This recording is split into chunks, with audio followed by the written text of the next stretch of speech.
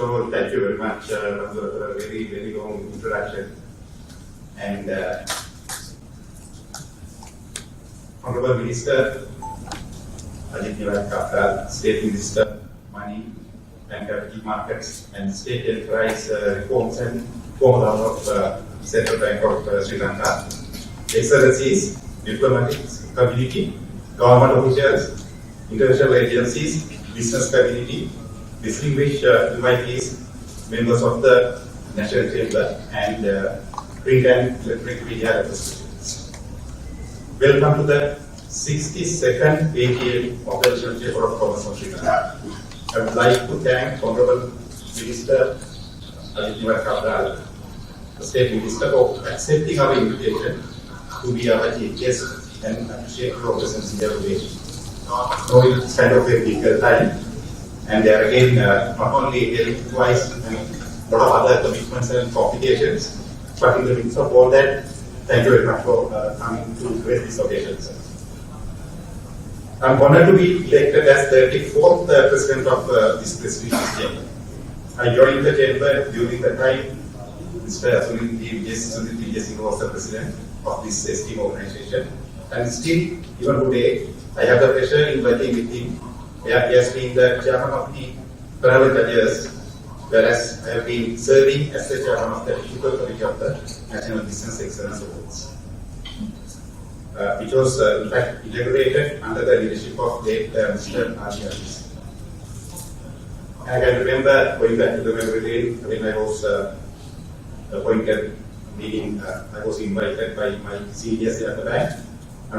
I just thought that I'm not going to mention any names of any people, except for the people who are connected to national security. Otherwise, I'm doing kind of injustice by missing out some of the names of the people who supported. I remember one person said that so we will just know that us to join and represent the chamber. You should go. Then discussion went on, and finally, another very senior banker said, no. We have already decided we cannot disappoint you. You have to go. Both these personalities are the chairpersons of two banks today, as we speak, because they have retired from the commission. I assure all of you that I will move forward the good work done by my predecessors to take the chamber to greater heights during the year 2021. The National Chamber was established in 1948, or 70 years ago, with distinguished co-founders from very diverse backgrounds, representing the true cross-section of the Sri Lankan society, with a common objective of assisting local entrepreneurship, fostering patents. We as National Chamber have travelled through thus far with such diversity manifested by our co-founders, while keeping inclusivity at the forefront, and our close affiliation with regional chambers made our inclusivity more meaningful, and I warmly welcome representatives of such chambers who are here with us today. I'm going to go into the details. You can see, as I can remember, page 44 of our annual report gives the details of our footprint into so many regional chambers, which I feel should be the way forward for us to have our affiliations in the rural parts of the country as well as throughout the country rather than sitting only in Colombo. At our chamber today, we work with all 5 generations from traditionalists to Generation Z, and our establishment of the National Chamber of Commerce Youth Forum during the Sri Samar Singha's presidency expanded our horizons to include the youngest generation into chamber.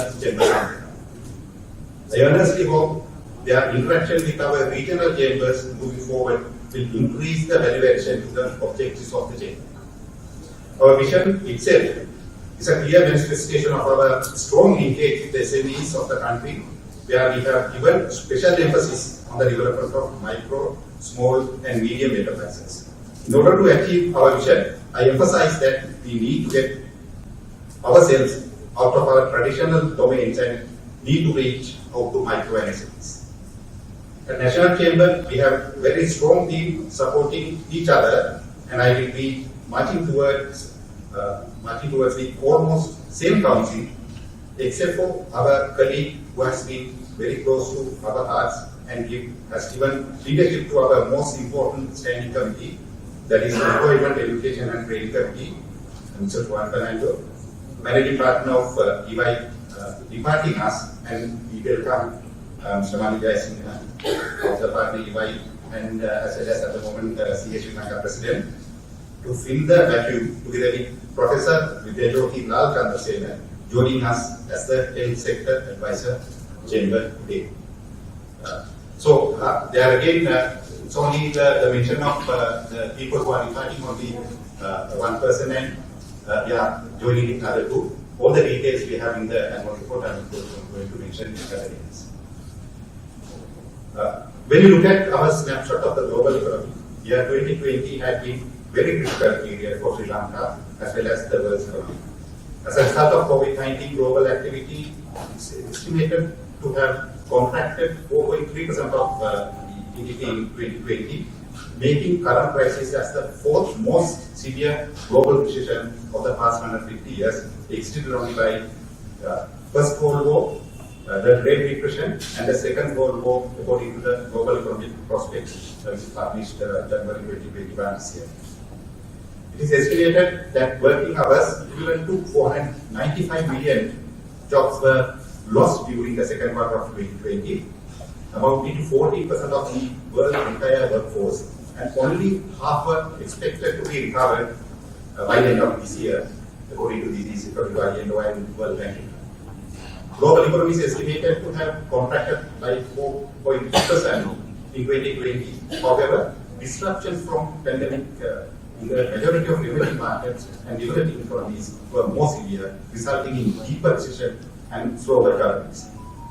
However, after sharp contraction in 2020, it is expected that the global growth to bounce back in 2021. Aftermath of COVID-19, global economic output is expected to grow at 4%. That's kind of the positive sign. 4% during 2021. However, expected to grow at slower level than pre-pandemic growth levels even during 2022. The negative impact emanating from pandemic is expected to hinder investment and human capital in emerging markets, eroding their potential growth prospects. It is estimated that the emerging markets growth potential, excluding China, because China has a huge amount of impetus rate, would be on average 3.5% in 2021, 2022, as a result of slow recovery in consumption and investment.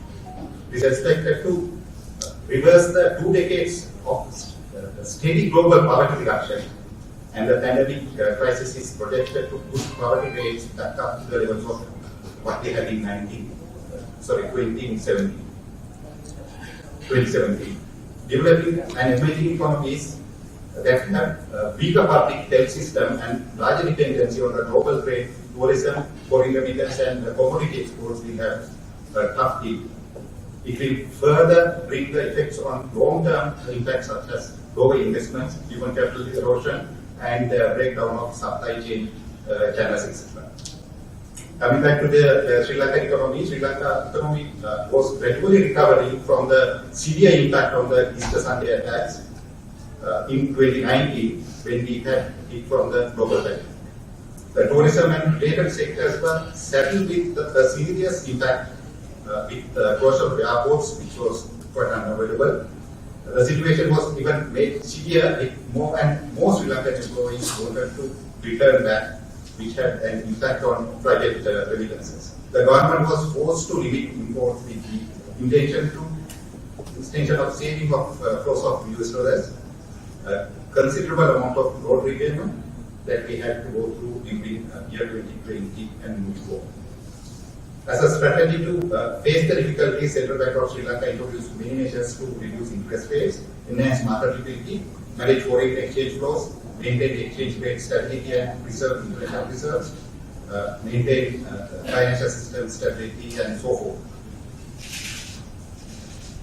Lower interest rates reduced the burden on enterprises who were facing various difficulties. Widely announced debt moratorium and vertical loan schemes also provided concessions to business and individuals.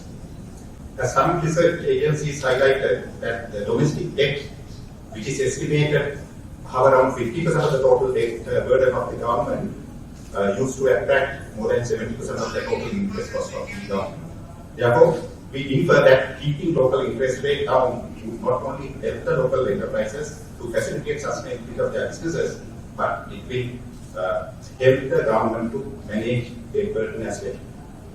Another research report published by HSBC quite recently, maybe 2 weeks ago, Global Research HSBC, predicts that Sri Lanka will bounce back impressively, and in fact, that is the biggest upgrade to their forecast they made recently. They further observed that mainland China, Taiwan, Vietnam, and Korea, as well as Sri Lanka, has seen among fastest increase in shipments, with others lagging behind. They expected the mainland China, Sri Lanka, and Taiwan, Vietnam would start 2021 either at or above the level of activity before breaking out of pandemic. They expect Sri Lanka GDP is likely to grow by an astonishing amount. Nobody has said so, I think so far. By 7% year on year, 2021, largely due to the base effect since they estimated 5% drop in GDP during 2020. The CBSL policy rate cut by 250 basis points, bringing down the standard lending facility rate, SLFR, to 550, has been fully transmitted through lending rates easing off by 280 basis points. Yeah, again, I'm extracting from this particular research report. However, they are of the view that the public debt sustainability is amongst the biggest risks for Sri Lanka for the next 5 years. Even rating agencies, including Fitch, in their report on September 8, 2020, estimated GDP growth for 2021 as 4.7%, whereas 2020 they estimated minus 3.7%. Then the Moody's, who have downgraded us by 2 notches, September 29, 2020, they estimated GDP growth of growth in 2021 as 3.6%, whereas 2020 they estimated minus growth of 3.2%. However, all these reports express their concerns regarding Sri Lanka debt sustainability and the government revenue collection targets. The understanding of the economic behavior has been challenged by current developments, such as dominant currency paradigm. I'm not going to maybe go into the details of some of the discussions, and the spillover effects of the dominant currency. Then this one resolve kind of behavior when it comes to exchange rates, which we normally discuss maybe once or twice at our council meetings. And I saw a huge amount of receptive comments coming through for that, and expecting to have these particular discussions for us to not to come into conclusions about the economy, but to have understanding how vulnerable or how the other forces which are beyond our control is having firm control on our economy. Micros, just I'm moving into SME development. Micro, small and medium enterprises have been hardest hit by COVID-19. According to the Global Risk Report 2021, SMEs are often collectively the largest employment in a country. In China, for example, they generate 80% of the employment, and estimated 80% of the companies in China went bust during February and May. In the United States, 20% of the firms with fewer than 500 employees closed permanently between March and August. Many that survived the initial lockdown remain dependent on the state support, the result of continuing restrictions and decreased consumer confidence. Similarly, in Sri Lanka, the main driving force of the economy is considered to be SMEs. Approximately 70% of the enterprises in the country can be classified as SME, and they provide approximately 40% of the employment in the country in diversified sectors, ensuring growth and contributing 52% to the GDP. We know all these statistics. The important thing is what we are going to do to support it. It is noted that many SMEs do not use latest technology and having limited access to finance due to collateral not being available, but SMEs are not directly connected to markets, specifically in the case of exports. In developing or developed economies, SMEs are playing a crucial role by contributing to the economy. be it is business numbers, export growth, employment generation, output growth, or contribution to the supply chain, etc., almost there. In recent years, the trading atmosphere such as global value chain and the information technology revolution are offering more and more opportunities to SMEs to integrate and remain in the global economy. There again, I'm just taking it very, very short. When it comes to SMEs, what we are trying to do for them, that's the one which is going to be important. To this end, National Chamber has been very close to SMEs. Our vision statement has given special emphasis to MSMEs, and offering helping hand to SMEs has been our one core element of values. We have been continuously involving SME development activities, and there is many programs to assist small and medium entrepreneurs to develop their businesses. National Chamber, together with many government and non-governmental agencies and financial institutions such as banks, continue to encourage entrepreneurship in the country, with many regional activities being organized in provinces, specifically our collaboration with the regional agencies. Western Province Entrepreneurship Awards, as a mentioned, scheme for the entrepreneurs of the Western Province, which was held continuously from 2016 to date, as requested by the National Enterprise Development Authority, which opens a path for micro and small enterprises to reach national level standards and compete with larger scale of business ventures, ultimately through our flagship event, the National Business Excellence Award. That's the kind of objective that we have, to have these kind of things open in regional areas and to invite them to mainstream gradually and assisting them throughout their journey. Then, moving into trade information portal and the national single window. As a result of closure of entry points to countries, global trade collapsed last year and supply disruptions impacted the international production of goods and services. It is observed that the goods trade went more rapidly and recovered more swiftly than during the global financial crisis that we observed in 2008. But unfortunately, service trade remains dangerous. But we know, as an economy, we have about 60% coming from the service sector, so we need to be mindful of that.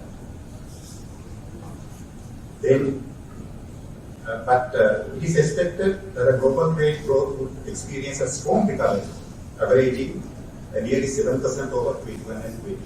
So it's a good phenomenon.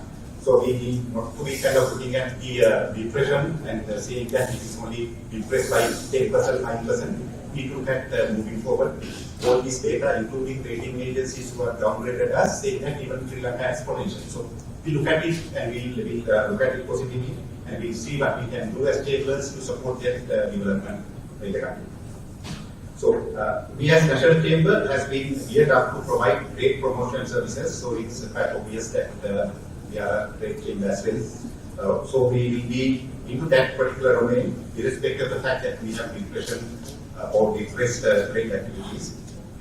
Amid the volatile global trade and subdued trade volumes, we expect recovery of the trade in the medium term, and we encourage import substitution and to manage trade and current account deficit of the country in the medium term. Therefore, we wholeheartedly support the National Trade Facilitation Committee in achieving the ultimate goal of implementing the Trade Facilitation Agreement in Sri Lanka.